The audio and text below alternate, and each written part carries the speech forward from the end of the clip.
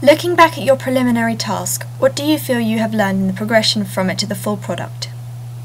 I think that I have learned quite a lot from my preliminary task. I discovered the idea that if I did seasonal themes, it shows progression within the magazine and make the reader not become used to a certain characteristic. On my front cover of my preliminary piece, I think that I focused too much on embossing my text, and I also think that the text itself was a little too large and spaced out. All of this automatically made the magazine look amateur.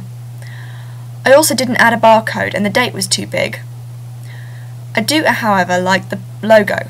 I thought that it went well with the school scene and I liked the colour scheme that I used.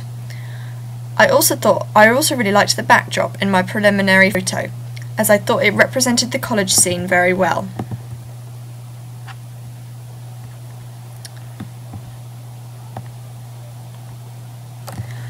I also made sure that my photo was mid-shot. I didn't want it so close up that you couldn't see anything else, but I didn't want a long shot where the emotions in the faces were lost. For my front cover of my music magazine, I decided to keep the footer at the bottom as I thought it was attractive and a nice contrast to the rest of the page. It also nicely highlighted additional information within the magazine without overcrowding the front. I decided in my final piece that I wasn't going to use a subheading on my masthead, as I wanted the readers to automatically know the brand without needing a tagline to remember it. I also kept with using a mid-shot because I thought it looked nicest in my preliminary task.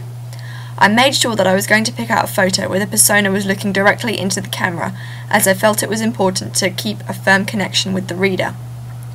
I also thought to keep the professional look about my piece by using a good and high megapixel camera, so that the resolution wasn't fuzzy. Moving on to my contents page, I thought again that the text on my preliminary task was far too large for the page, and it would have looked nicer much smaller. I liked the layout of the photos, but I hated the pink background and thought that it looked horrible against the photos.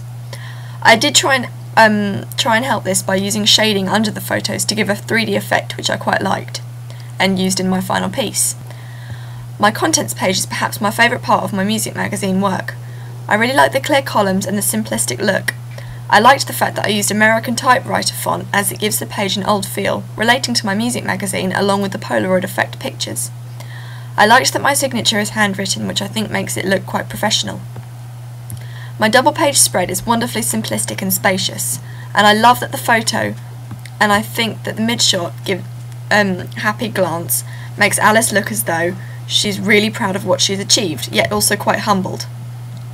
I used a Shakespeare quote for my title, which I thought related well to the fact that Alice made it on her own, despite backlash from the music business. I kept using American typewriter, continuing on through to my double page spread, with a simple quote from the piece that I thought would really sum up the writing and act as an inspiration to my readers. I've learned many new skills whilst doing my tasks, but I've also learned that the most basic methods are sometimes the best, such as brainstorms, questionnaires and resplaying information. All in all, I think that my newly discovered skills have made a dramatic improvement from my preliminary task and a much more professional finish.